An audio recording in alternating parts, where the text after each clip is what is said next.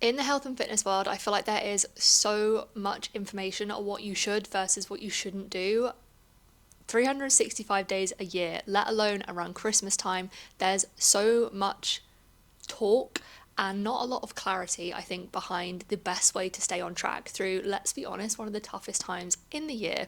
So today, I'm going to be crushing all of those things, and I'm going to be giving you my top do's and don'ts throughout December so that you can stay on track, keep the momentum going in the background, but ultimately have a fun-filled December and make loads of memories. Hey, if you're new here, my name's Georgia and I'm a women's online health and fitness coach. I help powerhouse women step into their ultimate confidence, all while dropping at least 10 kilos of body fat, toning up and building a routine for them that actually sticks long term. And if you're not new here, thank you so much for joining me for another video. As a coach, I preach building a lifestyle where you can enjoy balance, because I believe that if you enjoy balance during the journey, you're better able to sustain that balance for the rest of your life. Whereas if your fitness journey is one that is full of restriction, rules, and having to do everything to the T 100% of the time, that's not realistic with real life. And you're building a mindset where when you get to your goals, you're not going to know how to live like a normal person. Which is why as a coach, I want to make sure my clients know how to enjoy their December, but also keep the momentum ticking over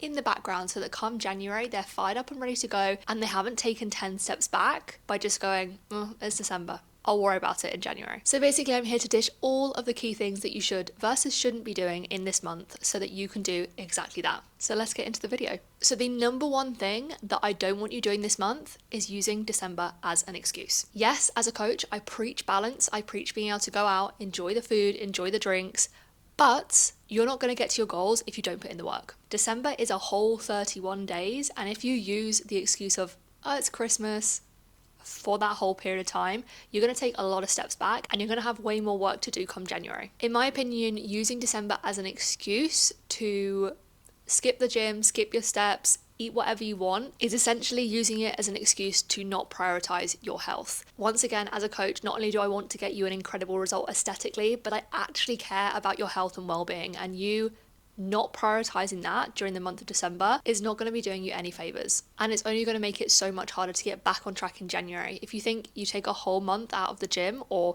2-3 weeks out of the gym, the feeling of getting back into that habit feels so much harder than if you just kept yourself taking over with 2, maybe 3 sessions per week if that's manageable, and then you can scale back up in January. Moving on more to the nutrition side of things, I don't want you to be saying no to social events in December, which probably sounds a little bit odd. Christmas is very much associated with food, drink, socializing, being with your loved ones. And one thing that I say to my clients a lot of the time is sometimes we have periods of our lives where it's memories over calories, and that's okay. And the last thing I would want you to do as a coach is look back on December and think, oh, I wish I wouldn't have said no to all of those plans. I wish I wouldn't have felt like I missed out, and I wish I would have just allowed myself to have a little bit of fun and some flexibility, because ultimately life is too short to be missing out on making these memories, but it's about how you play those events that really counts, and I'll get onto that in a little bit. Lastly, on my don'ts list, I see a lot of coaches telling clients to track their advent calendar chocolates.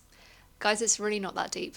The chocolate is tiny. I actually have 2 advent calendars this year. I have a Lindt one and a Ferrero Rocher one, and I don't track either of those. Between December 1st and December 24th, I'm going to eat 2 small chocolates every single morning, and that is okay. That is not going to make or break your calorie deficit. So what are the things that you should be doing in December to stay on track? The first one is adapting your training. Like I mentioned earlier in this video, your calendar in December is going to be so much busier than normal. And right now, you might be training 4 or 5 times per week. I want you to step back and look at, is that actually achievable for me when I have all of these extra things on my plate?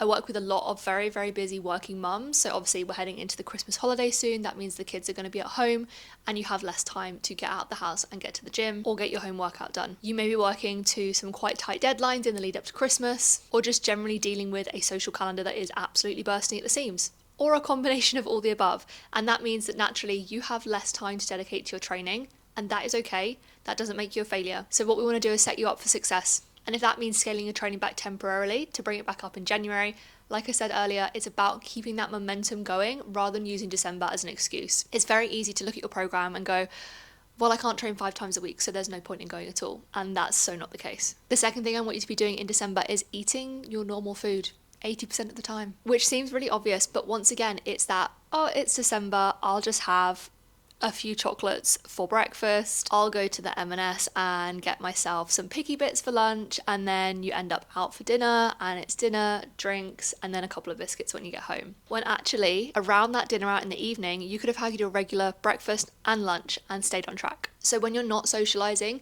when you don't have any plans and you are just at home in your normal routine, I want you to be eating your normal meals. Don't get me wrong, if you want to go out and get yourself a hot chocolate, I am absolutely on board with that, but you can easily work that into your calories by tweaking your meals around this. Not only is it going to save you calories, but it's also going to save you money, and it's going to keep you on track long term. And once again, it's helping you build those healthy habits with food and not having this all in or all out mentality. And this brings me really nicely onto social events in general, and I really want you to make sure that you are planning ahead for these things. Yes, I completely get it. Sometimes plans come up last minute, and that's totally fine. But when you know what you're doing in advance, you can prepare ahead of time for that. Whether that be with calorie banking in the days leading up to it, whether it be cycling your calories on the day to make some extra room, or just looking at the menu if you're eating out so that you can make some good choices, and planning your drinks. And lastly, probably the most important thing I want you to be doing this Christmas is not dieting. You're probably thinking, Georgia, that makes no sense. You're a weight loss coach.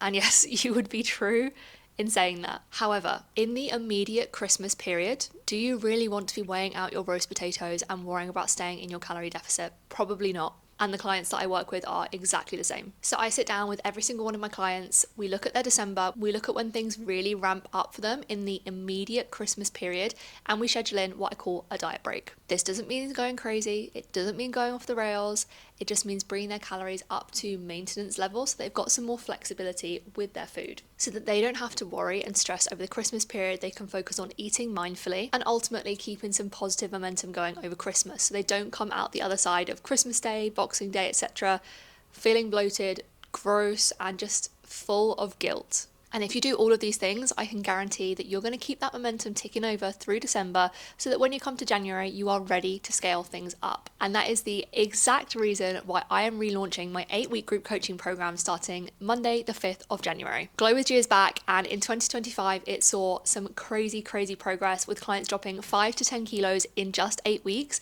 and literally transforming their entire lifestyles. So if you're looking to maintain that momentum using these tips in this video throughout December and really hit the ground running in January, the link to sign up will be in the description box for this video so that you can roll into 2026 knowing that you have got a bulletproof plan behind you. I hope you guys found this video helpful. Thank you so much for watching if you did make it this far, and I'll see you in the next video.